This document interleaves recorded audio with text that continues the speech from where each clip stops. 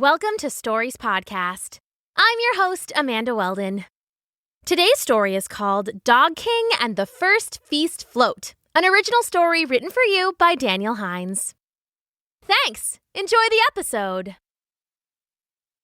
Dog King and the First Feast Float.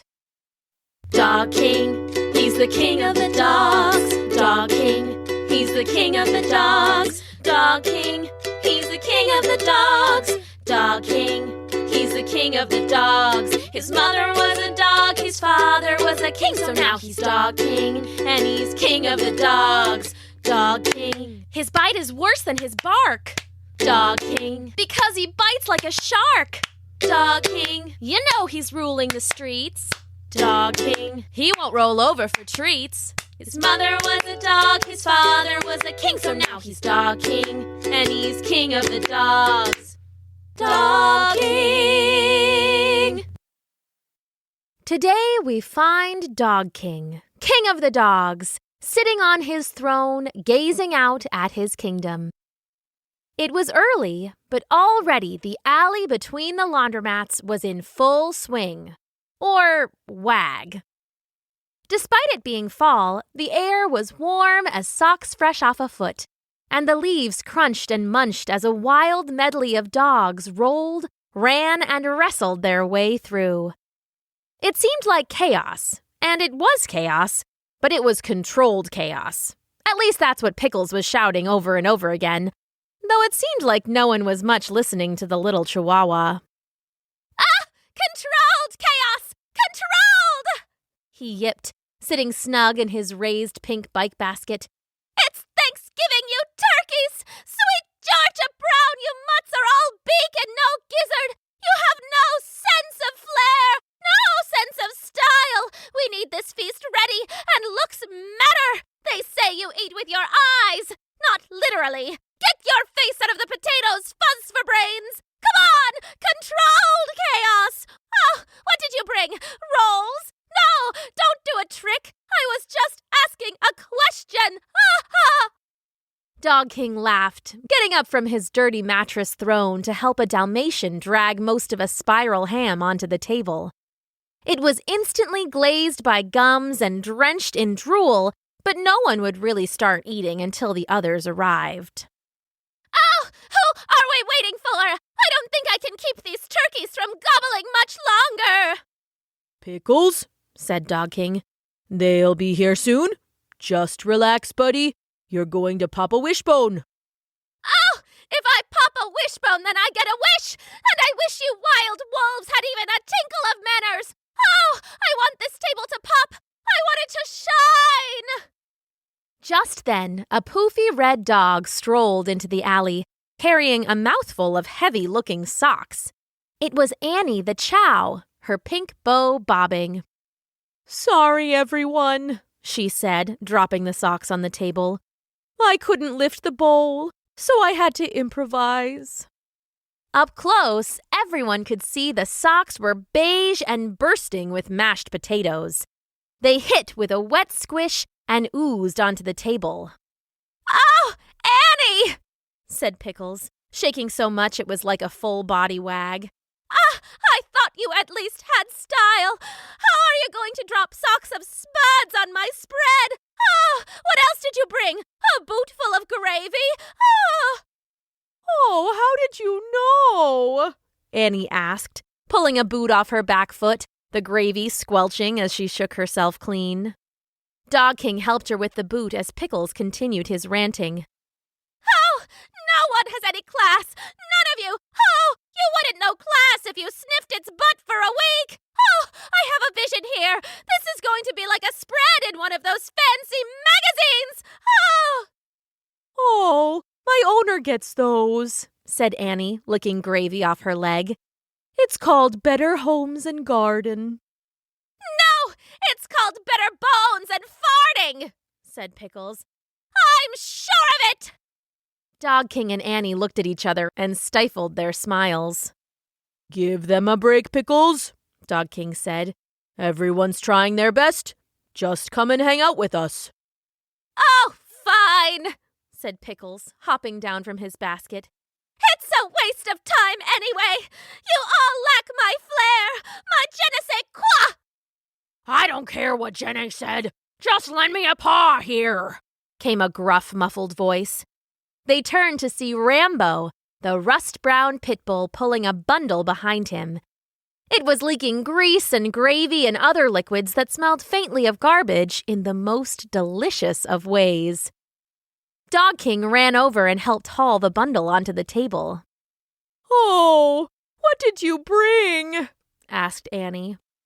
Everything I could steal from the neighbor, Rambo roughed. "Why the neighbors?" You'd think I'd mess with my leftovers at home? No way! My mom's always given me a big bowl. They say it's only fair since I'm the handsomest boy. "So what's inside?" asked Dog King. "It smells like a winner." Okay, looks like a half a roast beef, a bunch of corns on the cobs. Those lumps, I think, are a casserole. There's some green beans, a pair of pants. Oh, a pair of pants? Pickles asked. Yeah, said Rambo. The neighbor shouldn't have tried to stop me. Suddenly, a fuzzy form dropped down from above. It landed next to Pickles and spun like a calico tornado. Ah! We're under attack! Pickles screamed, diving into one of the socks full of mashed potatoes with a splat, leaving only his tail wagging in the air. Got you, said Cranberry the cat, laughing so hard her whiskers wiggled. Hearing her voice, Pickles pulled himself free of the sock and shook the food from his fur in a flurry. "Dropping in like old times?" asked Dog King. They had met Cranberry the cat the year before when she had crashed their Thanksgiving looking for food. I thought it was appropriate. Oh, sweet Georgia Brown! You're lucky I knew it was you! Oh, said Pickles. I dove into the potatoes as a great joke! It was just a classic Pickles gag! Oh, I knew it was you the whole time! A real attacker would have gotten their potatoes mashed, I tell you what! Oh! They all laughed, and the others rolled in one by one. There were bassets with burnt bones, labs with licked leeks, collies with cornbread, and puppies with pies. There were poodles with oodles of noodles and kitten caboodles, and Goldens holding folded rolls. Luke the Doodle came with a pan of stuffing. It's not stuffing unless it's stuffed inside something, said Other Rex, the boxer who loved to complain. "No worries, because pretty soon it'll be stuffed in my belly, my dude," answered Luke. Dexter the Bulldog managed an entire tray of perfectly formed deviled eggs. They may smell a little bad right now, he said, waddling to his seat. But don't worry, they smell even worse coming out the other end, huh? More and more dogs arrived until the alley was jammed snout to butt. Finally, Broadwin the St. Bernard came, the last to arrive. "Broadwin," said Dog King. "What did you bring?" Well, butter my biscuits, honey. But I brought buttered biscuits with honey. A great cheer went up as it was finally time to eat. Dog King, cardboard crown stained with grease and perched crooked on his head, stood up to say grace. And right then, from the far end of the alley, a door banged open. Out stepped the oldest and ugliest man the dogs had ever seen. He looked like a piece of rawhide that had been chewed on for a week, buried in the lawn, and dug up on a rainy day. "What are all you much doing out here?" he shouted. "We were assigned this alley by the Thanksgiving Parade Commission. How are we supposed to get ready with all you slobbering sogs? Get! Shoo!" The dogs didn't speak human, but get and shoo were words they were all familiar with. "What do we do?" asked Annie. "I don't want to get in trouble." "I'd like to see him try," grumbled Rambo. "I'll handle this," Dog King said. "He just needs to get in the Thanksgiving spirit." Dog King leaned over the table and found the least smashed and hairy piece of pumpkin pie. He picked it up gently in his mouth, only swallowing a few bites and mostly by accident, and brought it over to the angry old man. "Here you are, friend," he said. "Plenty to share.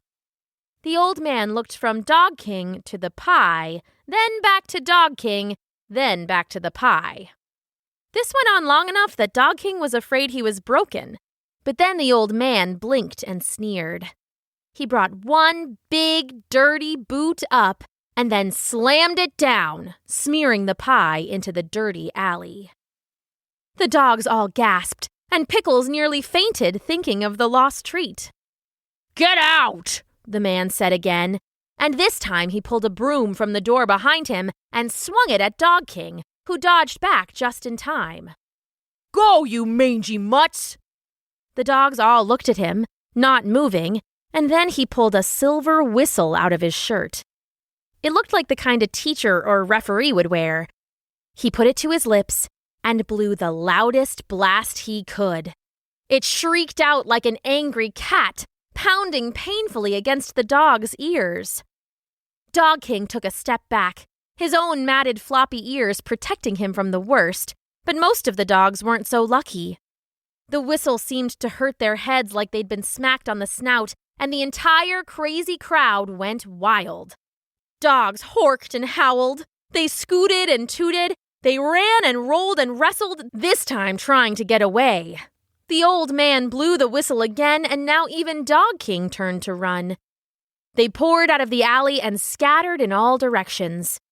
Pickles had fainted with fear, so Dog King snagged his friend by the scruff.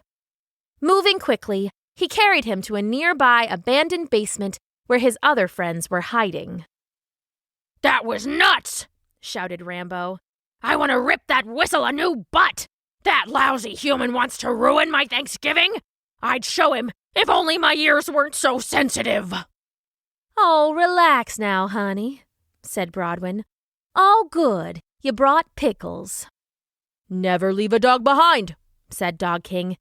He set Pickles down on Broadwin's big back next to Cranberry the cat, and then took a seat next to the door with Rambo and Luke.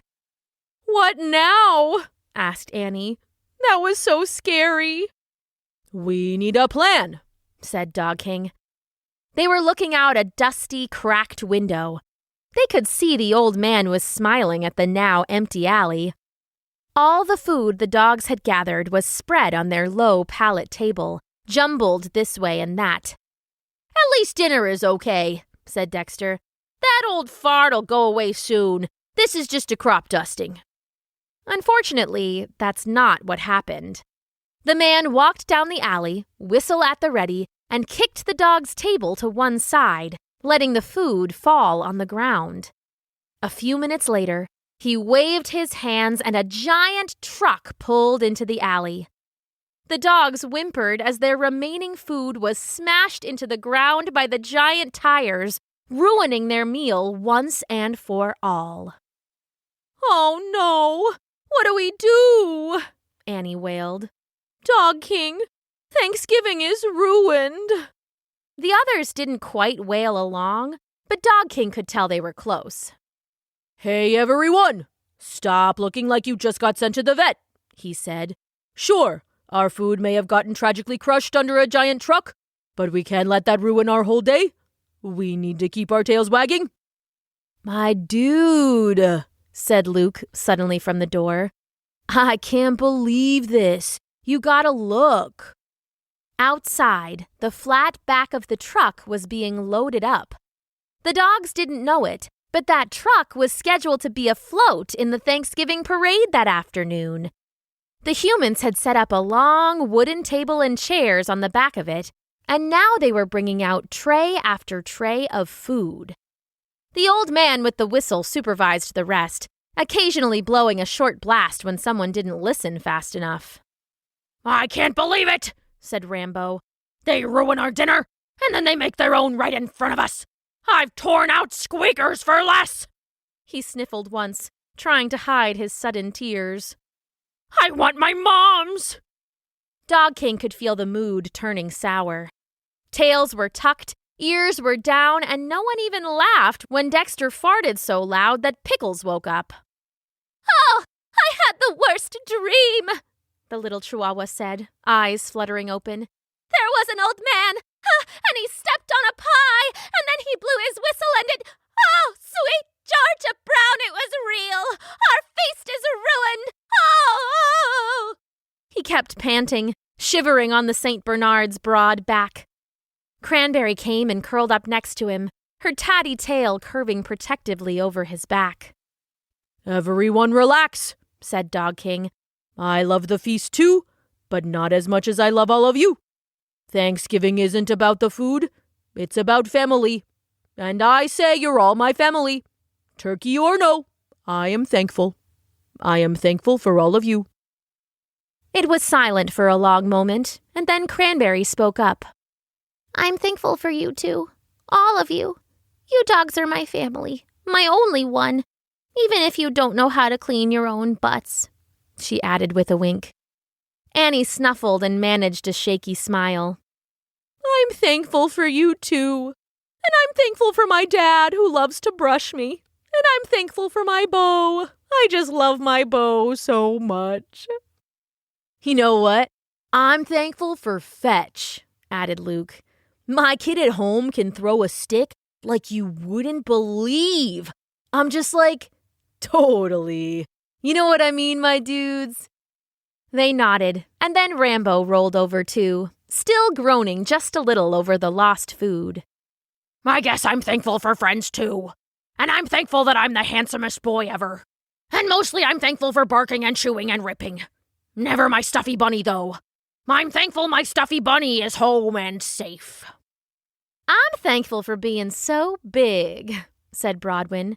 "You know, I used to hate it, but now I like that I can have my little friends on my back. It's nice to help, and it's nice to be needed." "I'm thankful for deviled eggs," said Dexter. "Even if they make my farts so bad my sister puked at Yom Kippur." I'm thankful for being a tough guy like Rambo, said Pickles. Shout out to my great Aunt Norman. Taught me everything I know. Oh, and I'm thankful for my dollhouse to nap in, and my pink bike basket to sit in, and for Broadwin letting me ride on her back even though I keep having accidents.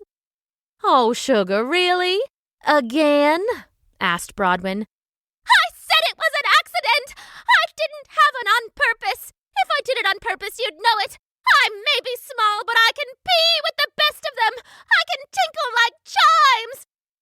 Dog King laughed, and the others cracked a smile, too. They really were the best of friends. It was a shame he couldn't save their Thanksgiving. Or could he? "Everyone, what you're all thankful for? It gave me an idea. I think maybe we can have our Thanksgiving feast after all." "Oh, honey, it's okay," said Broadwin. "Like you said, it's the family, not the food." Dog King stood up to his full height, crown cool and crooked. "Well, sometimes it can be both." The dogs all smiled and leaned in to listen to Dog King's plan. A few minutes later, the float was nearly completed on the back of the truck. They had a bunch of decorations and chairs and a dozen humans dressed up as pilgrims. On the table between them was a colossal turkey and sides, all fried, baked, mashed, and broiled. "Dexter, you're up first," Dog King said. The bulldog nodded and waddled into the alley. His tail lifted briefly, and then he came trotting back to the basement. "Bombs away," he said. On the float, the humans stopped talking and laughing and started wrinkling their noses. In seconds, they were covering their mouths with their costumes. Even the old man with the whistle was gagging, waving at the air in front of his face. The driver of the float, barely able to see over all the decorations on the flatbed, saw the wave and thought it was the signal to join the parade. He changed gears, and the truck started to ease forwards. The humans, standing and sick, tumbled off the truck and onto the ground. "They're moving early," said Dog King. "Step 2, go, go, go!" Annie walked quietly into the alley. Her fur was clean and her bow was bright. She headed right for the old man, who was trying to get the driver's attention. She succeeded in distracting him, and he narrowed his eyes. "You don't look like a stray," he said. "Nice pretty bow and all that. We should get you home." Suddenly, from behind him, Rambo growled long and low. The old man spun, eyes wide. Think you're a tough one? Let's see how you like this. He raised his whistle to his lips, which was Pickle's signal to slip out from underneath Annie and bite the old man as hard as he could on the ankle. Ah! The man gasped and swallowed his whistle at the same time. He turned and grabbed his broom, raising it high to swat at the still growling Rambo. All right then, said Dog King. Luke, fetch! The golden doodle bounded from the door, his long legs flying over the sprawled people still finding their feet. With a mighty last leap, he soared through the air and grabbed the broom from the old man's hands. He carried it away and dropped it to the ground, butt in the air and tail wagging. Just like fetching a stick, my dude. Stop! This! The old man whistled. The truck driver, oblivious to the commotion in the back, started to pull on the street and join the parade. All right, everyone, Dog King shouted. Time to go! All the dogs from earlier, gathered again by Cranberry the cat, swarmed into the alley. Broadwin ran up to the truck and laid down, letting all the smaller dogs use her as a step to jump up onto the bed. Dog King watched until he was sure everyone else was on, and then helped boost up Broadwin. Watch your biscuits, he said, jumping up after her. Wait, where's Rambo? They turned and saw Rambo still growling at the old man. The truck lurched forward and started to drive away. Rambo! Dog King shouted. You're going to be late for dinner! Rambo turned, and his eyes went wide as he saw the truck with all his friends and all the food start to pull away. Giving the old whistling man one last bark for good measure, he turned and sprinted after the truck. He made a leap just as it pulled into traffic. For a second, it seemed like he would fall short, but Dog King and Luke were there to catch him by the scruff and haul him onto the truck. They all fell back into a pile as the truck pulled into the parade line, just behind a giant superhero float. Did we all make it? The pit bull asked, panting. Dog King turned and gestured at the feast on the table in front of them. All the other dogs were already scrambling up, the big ones into chairs and the little ones right onto the table itself. Food was steaming on dishes that covered the table near completely, the golden roast turkey right in the center. Buddy, Dog King said, dinner is served. In the center of town, the humans all gathered to watch the parade. The cheering crowds lined the road, mixed with vendors selling hot cocoa and flashing toys. Kids sat on their parents' shoulders, waving at their favorite characters. As each new float rolled by, an announcer's voice came rolling out of speakers on the street. Let's give one last cheer for our superhero float, she said. And next up, we should have a float depicting a classic Pilgrim Thanksgiving, and here it comes now, a tribute to that first feast. It's a beautiful float, and it's dogs? Folks, it appears that dogs have taken over the float. The crowd gasped as Dog King and all the rest came into view. They were sprawled all over, eating their hearts out. Rambo had a drumstick in his paws. A corgi was swimming in mashed potatoes, and Broadwin was buttering biscuits. The others were in similar states of celebration. The crowd looked all over the float, confused and silent, and then, sudden and sure, they erupted into wild cheers. Pickles poked his head out from inside the turkey. "Ha! You hear that, Dog King? Ha!" he asked, still chewing. "They love us! Ha! We're stars!" Dog King laughed and swallowed a bit of casserole. Digging, he found one of the pilgrim hats under a pile of ham. Happy Thanksgiving, everyone, he called to the other dogs. And then he pulled the hat on over his crown, picked up a turkey leg, and started in. The dogs all cheered and, tails wagging, dove back into their feast. Dog King, as always, leading the way. Dog King, he's the king of the dogs. Dog King, he's the king of the dogs. Dog King, he's the king of the dogs. Dog King, he's the king of the dogs. His mother was a dog, his father was a king, so now he's Dog King, and he's king of the dogs. Dog King, His bite is worse than his bark, Dog King, because he bites like a shark. Dog King, You know he's ruling the streets. Dog King. He won't roll over for treats. His mother was a dog, his father was a king, so now he's Dog King, and he's king of the dogs. Dog King.